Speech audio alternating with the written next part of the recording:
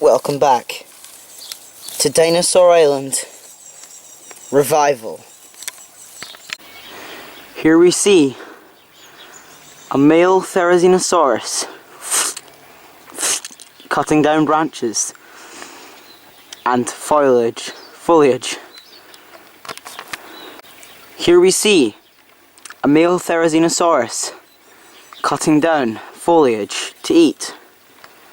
Therizinosaurus is one of the most deadliest herbivores on this side of the island. They have little to no predators, as they are so well armoured, especially with these claws. No predator with a brain would come near this.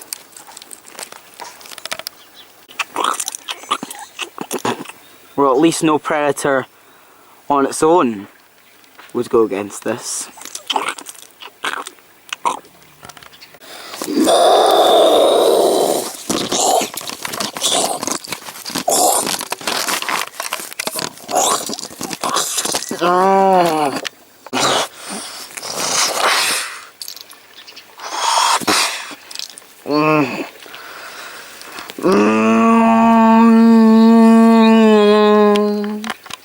Here we see Melvin against the Therizinosaurus, and he's just called for backup.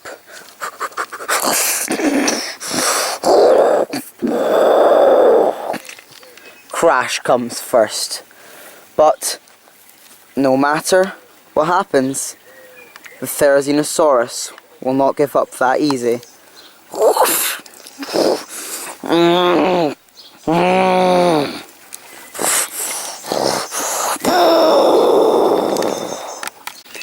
The Therizinosaurus is outmatched, especially when Blizzard comes into the mix. The Therizinosaurus is now distracted by the 3 predators in its way that it doesn't realise the 4th.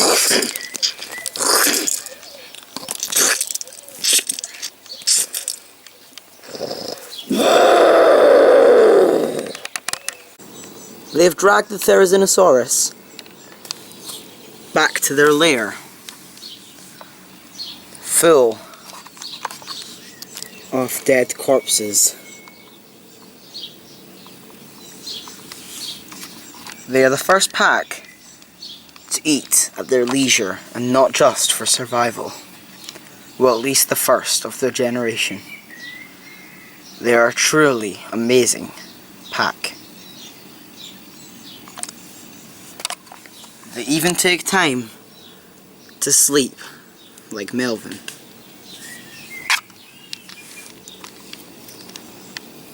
They haven't been eating any of these corpses though. They've only been eating the Styracosaurus mainly. We believe they're saving them for something or someone. Crash is very tired from the hunt. He was the one that was keeping an eye on the Therizinosaurus the whole time, and Melvin with him. However, Melvin is a bit lazier. However, they need more food.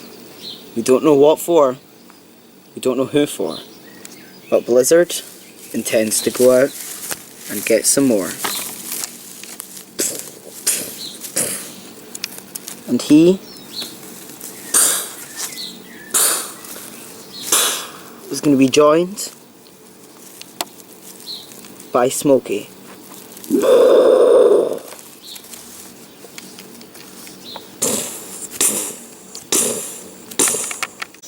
Here we see on a Triceratops grazing in the plains, and it is being stalked by Blizzard and Smokey. Smokey and Blizzard have been stalking it for hours. and they will probably stalk it for hours more until it comes closer to their lair. However, they're not the only ones that have been stalking it.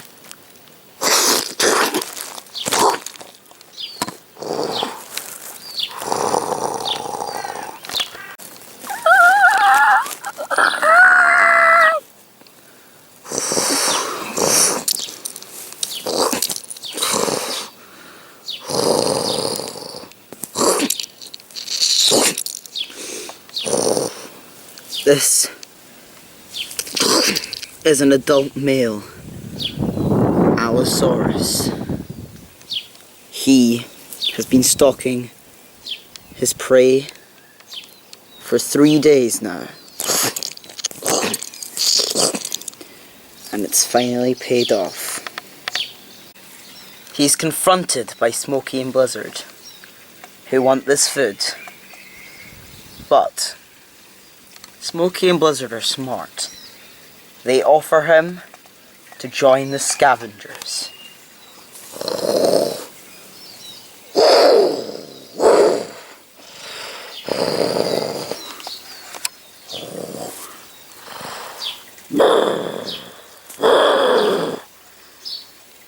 The Allosaurus accepts this offer, as he has been watching the scavengers for a long time now and knows of how successful they are. He's dragging the Triceratops back to the lair alongside Smokey and Blizzard. This Allosaurus' name is Fury, and he is a welcome new member to the scavengers.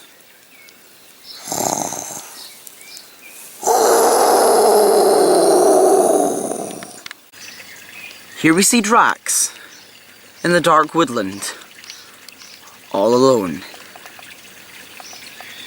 He's been walking for hours, days in fact,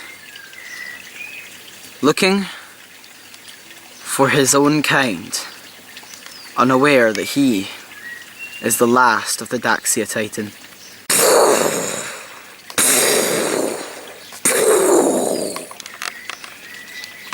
Drax hears an amazingly loud sound. The earth is shaking.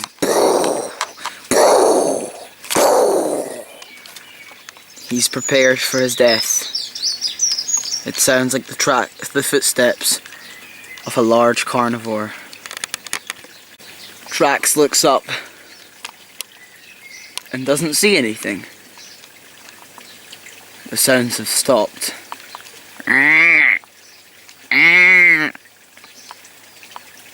He looks down to see Rocket, who goes towards him. They look at each other, and Drax is very puzzled how a little animal like this could make such a noise.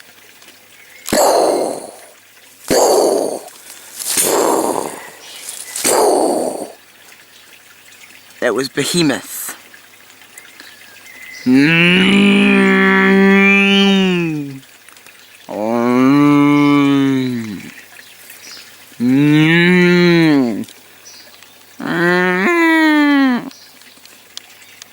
Drax has now joined Behemoth and Rocket in their migration to the north. Here we see the trio leaving the dark woodland on their journey to the north. Here we see Nimbus and Anubis. Anubis has taken Nimbus out to go hunting. But they're disturbed by a Juvenile Spinosaurus. This is Anubis's last son. who's now too old for him to look after. And he is now throwing him away.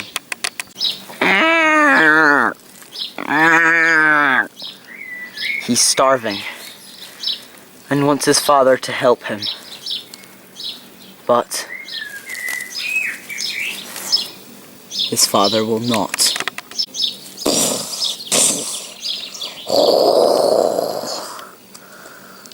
His father comes towards him.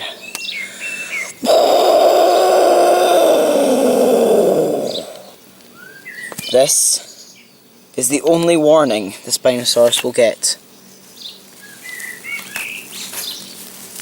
And he walks off. It may be cruel, but he has a new son now that he must take care of. Here we are in the salt desert. This is a new location where instead of sand, it is salt. Where a huge lake once was. And the ceratopsian herd is going through it.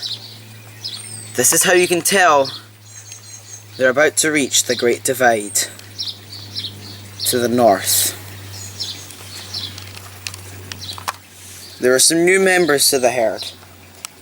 2 female ceratopsians that wish to mate with Zeus when they get to the other side. This is going to be a long journey, and it's taking its toll on the younger ones.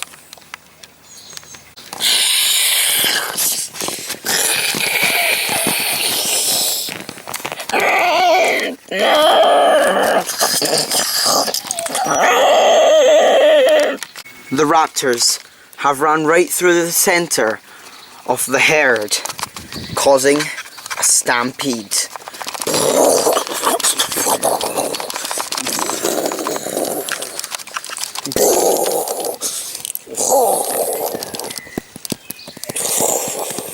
Zeus is charging ahead, trying to keep his herd organized.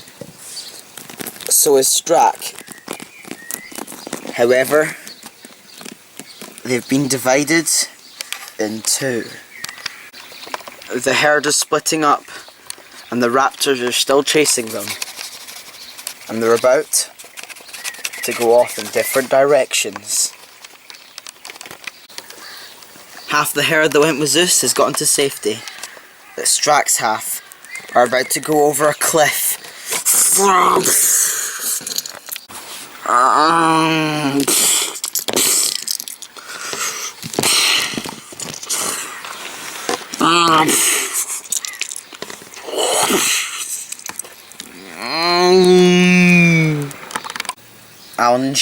Alan and Shaman from the top of the cliff look down.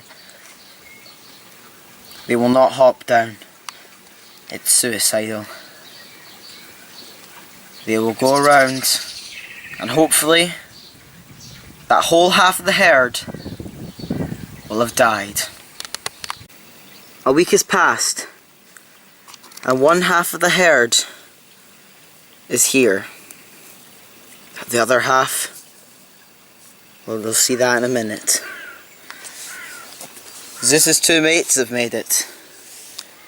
Olivia and also Tony have both survived. Polly is here too, and so is Tank. And of course, Zeus, whose eye is healing remarkably well. It's been a week, and half the herd is here, at the other side, in the north side. We have both of Zeus's mates, Tony and Olivia. It's been a week, and half the herd is on the north side. Here we have both of Zeus's mates, Tony and Sophia. Polly, Tank, and of course Zeus, whose eye is healing tremendously well. Now, let's go see the other half. Here we see the other half, who have been baking in the sun for a week now, drowning in their own blood. Hades, Blaze, Orion, Strack, Wrigley, and Crimson are all unfit to get up. Most of them, or at least some of them, will not see the rest of the herd ever again. Especially now that the Utahraptor pack have found them.